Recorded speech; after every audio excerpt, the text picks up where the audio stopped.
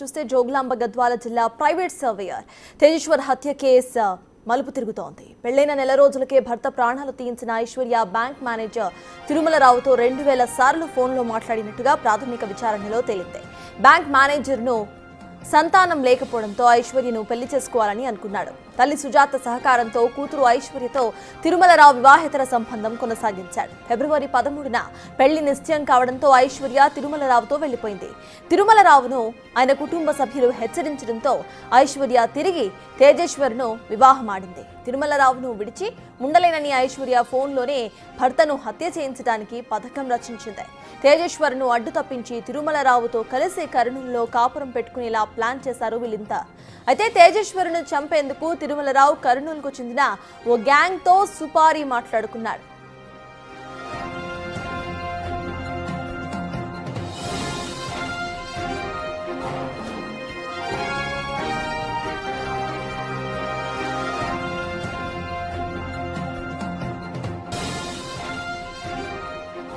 ఇప్పటికే ఈ అంశానికి సంబంధించిన డీటెయిల్స్ ను మా ఎగ్జిక్యూటివ్ ఎడిటర్ అశోక్ అందించడానికి లైవ్ లో సిద్ధంగా ఉన్నారు.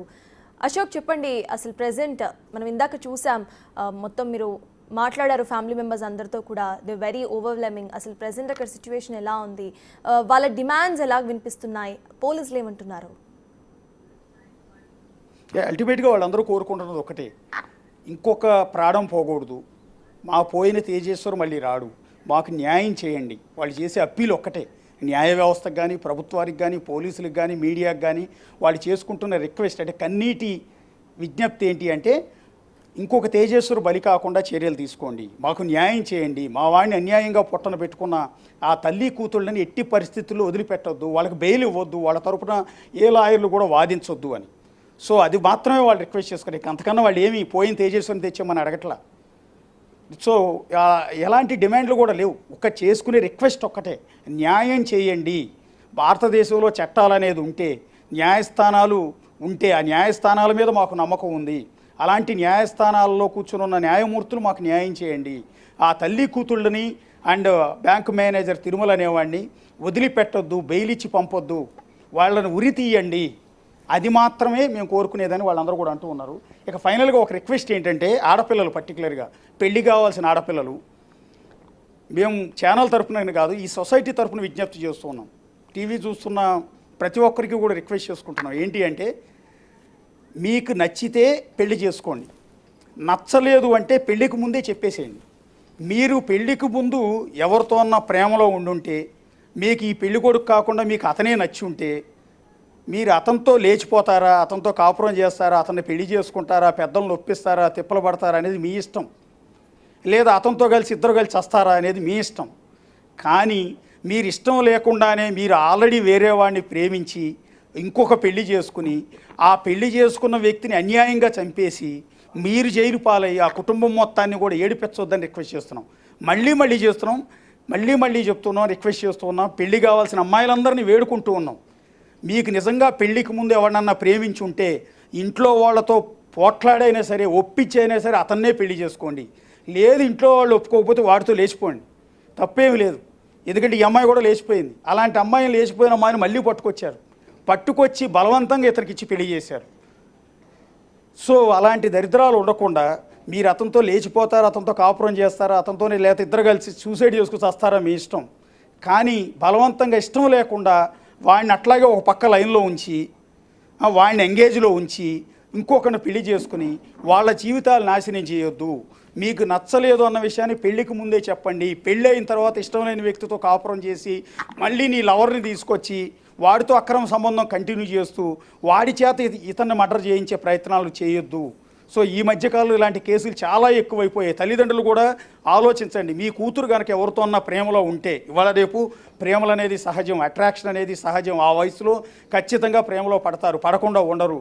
అలాంటి వాళ్ళు మీ కూతుళ్ళు బలానా వాడిని ప్రేమించానని చెప్తే మీరు వాడితే ఇచ్చి పెళ్లి చేయండి. అంతేగాని బలవంతంగా తీసుకొచ్చి మీరు సస్తానని, పురుగుల మందు తాగుతానని, ఊరేసుకు చస్తామని బెదిరించి మీ కూతురిని ఇంకొకరికి ఇచ్చి పెళ్లి చేసి ఆ అమ్మాయి జీవితాన్ని నాశనం చేయొద్దు.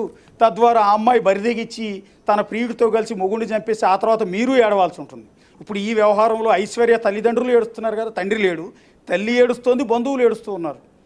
సో ఇప్పుడు తల్లి ఏమీ సుఖంగా లేదు. ఇప్పుడు ఇక్కడ వీళ్ళ ఫ్యామిలీ సుఖంగా లేదు. అదే ఆ తల్లి కనుక ఆ బ్యాంక్ మేనేజర్తో లేచిపోయినప్పుడు దాన్నే యాక్సెప్ట్ చేసి వాళ్ళిద్దరికే పెళ్లి చేసి వస్తే ఈ గోల్ ఉండేది కాదు. ఎందుకంటే వాడికి కూడా ఇష్టమేనని చెప్తున్నారు. వాడికి ఆల్రెడీ పెళ్ళయింది.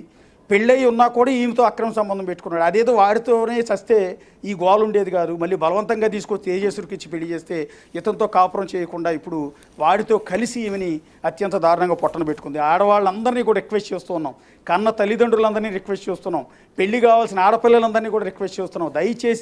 దయచేసి మీరందరూ పెళ్లికి ముందు ఎవరితో ఎఫ్ఐఆర్ ఉంటే, ప్రేమ వ్యవహారం ఉంటే అది పెళ్లి తల్లిదండ్రులకు చెప్పేయండి. తల్లిదండ్రులు ఒప్పుకోకపోయినా సరే మీరు వెళ్ళి వాడిని పెళ్లి చేసుకోండి. అంతేగాని ఇంకొకటి గొంతు కోయొద్దు, ఇంకొకటి ప్రాణం తీయొద్దు, ఇంకో కుటుంబాన్ని ఏడిపించొద్దని రిక్వెస్ట్ చేస్తున్నాం. ఒక్కసారి వాళ్ళ బావగారు ఉన్నారు, చనిపోయిన తేజేశ్వర్ వాళ్ళ బావగారు. ఏమండి, అంటే ఎట్లా ఈ పెళ్లి కావాల్సిన ఆడపిల్లలందరికీ ఇవాళ మీరు ఒక బాధితులుగా ఏమని రిక్వెస్ట్ చేసుకుంటారు, ఏమని అప్పీల్ చేసుకుంటారు? నేను అదే రిక్వెస్ట్ చేస్తున్నా సార్, అమ్మాయిలు ఇట్లా చేయకూడదు. ఒకవేళ ఇష్టం లేకుంటే వదిలేసేయండి, చెప్పేసేయండి, ఇంటికి వెళ్ళి బయటికి వెళ్ళిపోండి. కానీ ప్రెషర్ వల్ల మీరు అప్పుడు పెళ్లి చేసుకుంటారు, తర్వాత మళ్ళీ ఇట్లాంటి ప్లాన్ చేసి మర్డర్ చేసి ఇంత దారుణంగా చేసి చంపి కరెక్ట్ కాదు. మీకు రిక్వెస్ట్ అన్ని అమ్మాయిలకి ఇట్లాంటివి మాత్రం రిపీట్ చేయకండి. అంటే తల్లిదండ్రులు కూడా ఇప్పుడు తల్లిదండ్రులకి చెప్తున్నారండి అమ్మాయిలు, నాకు పలానా వాడిని ప్రేమించాను, నేను కాలేజీలోనో లేకపోతే నేను పనిచేసే చోట పలానా వాడిని నేను ప్రేమించాను అన్నప్పుడు ఈ తల్లిదండ్రులు ఏం చేస్తున్నారు అంటే పరువు పోద్దని, కులం మన కులం కాదని, లేకపోతే వాడికి ఆస్తి లేదని, ఇట్లా రకరకాల కారణాలతో వాడిని వద్దని చెప్పి ఇంకొకరికి ఇచ్చి పెళ్లి చేస్తున్నారు బలవంతంగా. అలాంటి తల్లిదండ్రులకి ఏం చెప్తారు? అదే రిక్వెస్ట్ చేస్తున్నా, అలాంటి పేరెంట్స్ని మీరు ఫస్ట్ వాళ్ళ పాప గురించి ఆలోచన చేసి, వాళ్ళ ఫ్యూచర్ గురించి ఆలోచన చేసి వాళ్ళకి ఇష్టమైన అబ్బాయి దగ్గర పెళ్లి చేపియండి. రెప్యుటేషన్ ఇంకా ఏమంటారు దాన్ని, పరువు కోసం ఆలోచన చేసి ఆ పిల్ల జీవితం పాడు చేయకండి. ఇట్లాంటి డిసిషన్ తీసుకొని కొద్దిగా మారండి మీరు, అంతే రిక్వెస్ట్. ఒక్కసారి అక్క అమ్మ ఒకసారి చివరిగా ఒక్క మాట, అంటే అలాంటి ఆడపిల్లలకి, పెళ్లి కావాల్సిన ఆడపిల్లలకి ఒక ఆడపిల్లగా మీరు ఎలాంటి మెసేజ్ ఇస్తారు, అలాగే తల్లిదండ్రులకి ఎలాంటి మెసేజ్ ఇస్తారు? అంటే పెళ్లికి ముందు వేరే వాళ్ళని ప్రేమించి వాడిని కాదని బలవంతంగా ఇంకొకరికి ఇచ్చి పెళ్లి చేసి మీలాగా ఈరోజు ఒకళ్ళు గొంతు కోసిన కుటుంబంలో మీలాగా ఇంకా ఎవరు బాధపడకుండా ఏం చెప్తారు? అమ్మాయిలు అందరూ అలాగే లేరు సార్. కొన్ని కారణాలు, ఎవరెవరి కారణాలు వాళ్ళకు ఉండొచ్చు. కానీ ఈ విధంగా మరి ఒక అమాయకుని ట్రాప్ చేసి చంపడం అనేది చాలా ఘోరము. అన్నీ తెలిసి ఏం తెలియకుండా చేస్తే ఒకవేళ అది తప్పు కాదేమో, కానీ తెలిసి చేయడం మాత్రం మహాపాపము.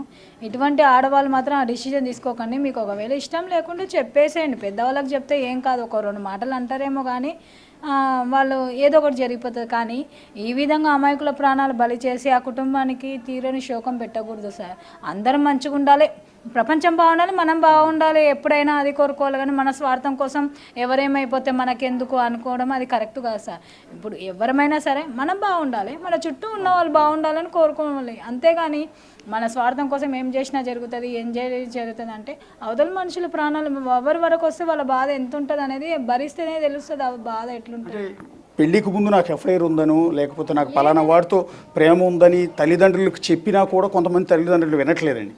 బలవంతంగా పరువు కోసమని పెళ్లి సంబంధం అమ్మాయికి ఇష్టం లేని పెళ్లి చేసేస్తూ ఉన్నారు. అలాంటి తల్లిదండ్రులకి ఏమని చెప్తారమ్మా? అటువంటి ఆ పిల్లల మనస్సును అర్థం చేసుకోండి. అమ్మాయి వాళ్ళకి ఇష్టం లేనప్పుడు చేయకండి, చేసి అమ్మాయికుల మనుషులు ప్రాణాలు బలి చేయకండి. ఈ అమ్మాయి కనీసం మా తమ్ముడికి నాకు ఇష్టం లేదని చెప్పినా కూడా మా తమ్ముడు ఏదో ఒకటి చేసైనా వాళ్ళని సెట్ చేసి వదిలేస్తుండే. తల్లిదండ్రులకు ఏం చెప్తానంటే ఫస్ట్ మీ అమ్మాయిల మనస్తత్వం తెలుసుకోండి, ఏ కారణాల వల్ల ఏం జరుగుతుంది, వెనక ఏం జరుగుతుంది, ఫోన్లలో ఏం మాట్లాడుతున్నారు అది ఇదని తెలుసుకోండి. అంతేగాని మా పిల్లలు కదా అని నెత్తిని ఎక్కించుకొని లాడ్ చేసి ప్రేమ చేసి సపోర్ట్ ఇచ్చి అమాయకుల ప్రాణాలు బలి చేయకూడదు. ఇప్పుడు ఎవరైనా ఏమన్నా కూడా మా పిల్ల అట్లాంటి కాదు అది అని కావాలని మూసి పెడతారు. కానీ మూసి పెట్టుకుంటే ఎవరికి వస్తుంది అది? మన పిల్లల భవిష్యత్తే పాడవుతుంది. ఎప్పుడైనా పిల్లలు ఏమైనా పొరపాట్లు చేస్తున్నారంటే మన పిల్లల్ని మందలించుకొని బుద్ధి అనేది నేర్పించుకోవాలి ఫస్ట్. అది నేర్పించుకున్న తర్వాత ఏమైనా తప్పు చేస్తున్నా అంటే తప్పు నాన్న చేయకూడదు అని ఆ విధంగా నచ్చ చెప్పుకోవాలి. కానీ ఎంకరేజ్మెంట్ చేసి అవతల వాళ్ళు అంటుంటే మా పిల్లని ఎందుకు అట్లా అంటారు అది ఇది అంటారు అని చేయకూడదు. ఇది ఫైనల్గా చేసుకునే రిక్వెస్ట్ ఒక్కటే, పెళ్లి కాకముందు మీరు ఎవరినైనా ప్రేమించి ఉంటే అది తల్లిదండ్రులకు చెప్పండి.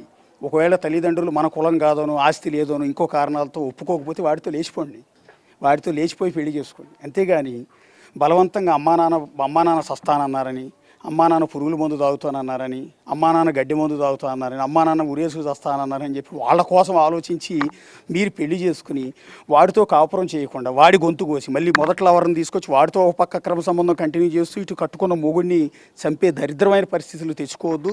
ఆ తర్వాత వాడిని చంపి ఆ కుటుంబం మొత్తాన్ని కూడా ఈ విధంగా శోక సందర్భంలో ముంచొద్దు. ఆ తర్వాత మీ జీవితాన్ని నాశనం చేసుకోవచ్చు. దయచేసి ఈ అప్పీల్ని తీసుకోండి. లేచిపోమని చెప్పడం అనేది తప్పే, ఖచ్చితంగా మేము అలా చెప్పకూడదు.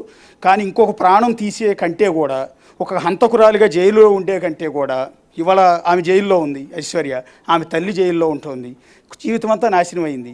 సో ఇక్కడ ఈ కుటుంబం అంతా కూడా నాశనం చేశారు, ఈ కుటుంబం మొత్తాన్ని ఏడిపించారు. ఈ దరిద్రం కంటే కూడా ఆ బ్యాంక్ మేనేజర్తో లేచిపోయి ఉంటే అసలు ఈ గోల్ ఉండేది కాదు కదా, ఇవాళ తేజస్తో ప్రశాంతంగా నవ్వుతూ ఇంట్లో ఉండేవాడు కదా. అందుకని ఇచ్చే సజెషన్ ఏంటంటే, ఒకవేళ తల్లిదండ్రులు ఒప్పుకోకపోతే వాడితో లేచిపోండి. 4 రోజులు తల్లిదండ్రులు బాధపడతారు. ఆ తర్వాత మీకు పిల్ల బిడ్డ పుట్టిన తర్వాత వాళ్ళు వచ్చి మళ్ళీ మీతో పాటు కలిసిపోతారు. ఒకవేళ మీరు లేచిపోయినోడు దరిద్రుడైతే అది మీ కర్మ. ఎందుకంటే మీరు వాడిని చూజ్ చేసుకున్నారు, వాడి మాటలు నమ్మారు, వాడి వల్ల పడ్డారు, వాడిని చూజ్ చేసుకున్నారు. కాబట్టి అందుకు నరకం మీరు అనుభవించాలి. వాడు మిమ్మల్ని తీసుకెళ్ళిన తర్వాత మీకు నరకం చూపిస్తే, వాడి శాడిస్ట్ అని తెలిస్తే, వెధవని తెలిస్తే, అమ్మాయిలతో తిరుగుతాడని తెలిస్తే మీరు ఏడవాలి. అందువల్ల ఇలా పెళ్లికి ముందు ఎఫ్ఐఆర్లు పెట్టుకుని ఇంకొకరిని పెళ్లి చేసుకుని వాళ్ళ జీవితాలు నాశనం చేయొద్దని అప్పీల్ చేసుకుంటూ ఉన్నాం. Right, thank you Ashok.